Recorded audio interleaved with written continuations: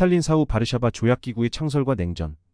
스탈린의 사망 이후 그의 후계자들이 소비에트를 맡으면서 대외 정책은 훨씬 더 미묘하고 복잡해졌다. 스탈린 당시의 관점인 세계가 노동자의 적으로 가득 찼다고 보는 관점은 점차 차이점의 연속체이라는 개념으로 대체되었다.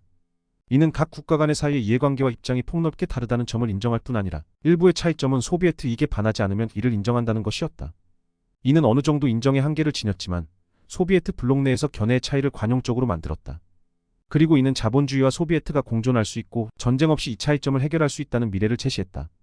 물론 핵무기가 적을 겨누고 있는 냉전 시대의 테탕트, 즉 긴장 완화는 아주 합리적이면서 유용한 정책이었다.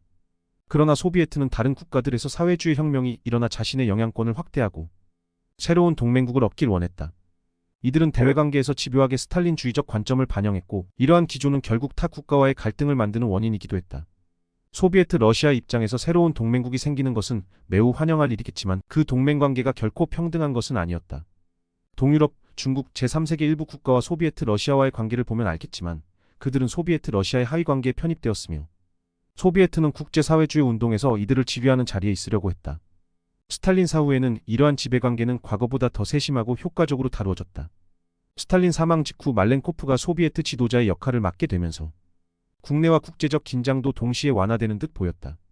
신임 수상 말렌코프는 모든 문제는 평화적 해결이 가능하다고 하면서 미국과의 상호 이해에 도전했다. 그 결과로 1953년 여름 한국에서는 마침내 휴전이 합의되었고 1954년 봄에는 국제회담이 개최되어 베트남의 북쪽은 공산주의 남쪽은 베트남 독립국으로 분할하여 전쟁이 종식되었다. 소비에트 러시아는 인도차이나 분쟁에 직접적으로 참여하지는 않았지만 이 국지전쟁을 종식시킴으로써 더 큰 참화를 막았다는 것에 의미가 있었다. 동시에 말렌코프는 국제연합의 교육과학문화기구와 국제노동기에 가입하여 국제관계의 개선과 정상회담을 언급했다. 그러나 온건 완화 정책이 소비에트 러시아에게 장밋빛 미래만을 보여준 것은 아니었다. 1953년 6월 초반에는 체코슬로바키아에서 시위와 파업 사태가 발발하고 필젠에서는 심각한 상태로 치달았다. 시위자들은 시청을 장악하고 자유선거를 요구했다. 6월 중순에는 동베를린과 동독의 라이프치히 등 일부 도시들에서 총파업을 선언한 노동자들이 반란을 일으켰다. 반소비에트를 표방한 채 일어난 시위에 호응하는 세력이 드러나면서 소비에트는 결국 군대를 투입하여 전투를 통해 이들을 진압해야만 했다.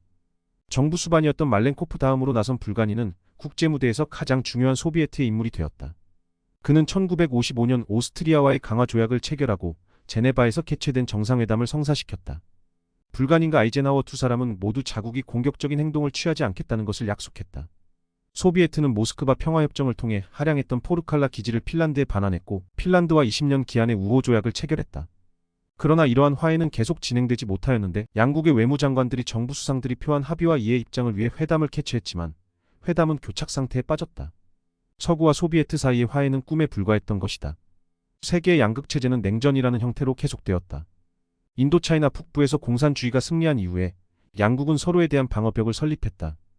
오스트레일리아, 프랑스, 영국, 뉴질랜드, 파키스탄, 필리핀, 태국, 미국 8개국에 의해 동남아시아 조약기구가 설립되었다. 이 조약기구는 1954년 9월 8일 조직된 반공 군사 동맹이었다. 앞서 1949년 4월 4일 북대서양 조약이 체결되며 성립된 나토 역시 냉전의 산물이었다. 이에 대응하기 위해 소비에트도 1955년 5월 위성국들과 함께 바르샤바 조약기구를 창설하여 유럽 공산주의 국가들의 군사적 지휘권을 통합했다.